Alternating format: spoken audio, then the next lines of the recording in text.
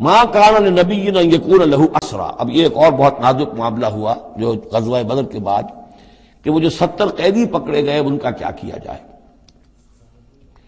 جو قریش کے 70 قیدی، اب اس کی ایک شکل تو یہ تھی، مشاورت کی حضور نے، حضرت ابوبکر کی ایک رائے تھی، حضور کی اپنی رائے بھی وہی تھی، اس لیے کہ جو مزاج حضور کا تھا، آپ شفیق، نرم، رؤوف، رقیق القلب، یہی معاملہ حضرت ابوبکر کا تھا. حضرت عمر تھے سخت، اشدہم فی امر اللہ عمر.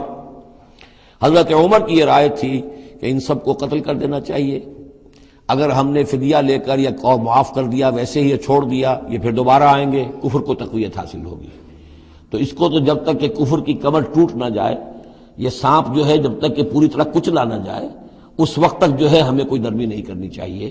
بلکہ وہ اس حد تک تھے کہ ہم میں سے یہ جو قیدی آئے ہیں جو ان کے قریب ترین عزیز ہوں، بس مہاجرین کے اندر وہ لوگ موجود تھے، قریش کے جو لوگ پکڑے گئے ہیں تو مہاجر جو تھے یہاں صحابہ کرام وہ بھی تو قرشی تھے، تو اپنے قریب ترین عزیزوں کو اپنے ہاتھ سے قتل کریں.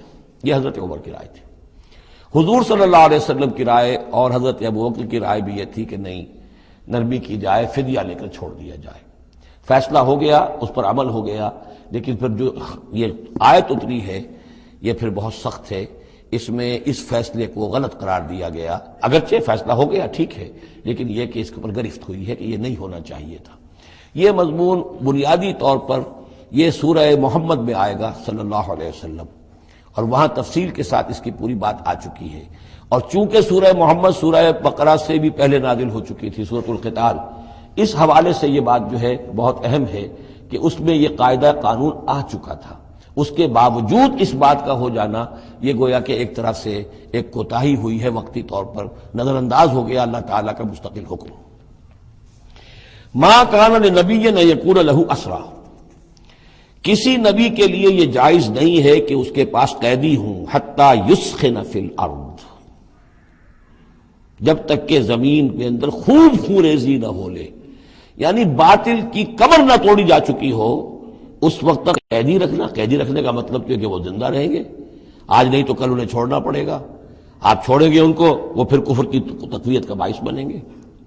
تريدون عرض الدنیا، تم دنیا کا ساز و سامان چاہتے ہو، یعنی فدیہ ملے گا، مال ملے گا.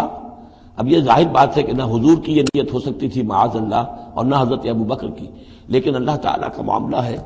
جب وہ اپنے نبیوں کے اوپر بھی کبھی گرفت کرتا ہے تو بظاہر الفاظ بڑے سخت ہوتے ہیں، بظاہر بڑے سخت ہوتے ہیں، تو اس کے اندر وہ سختی موجود ہے.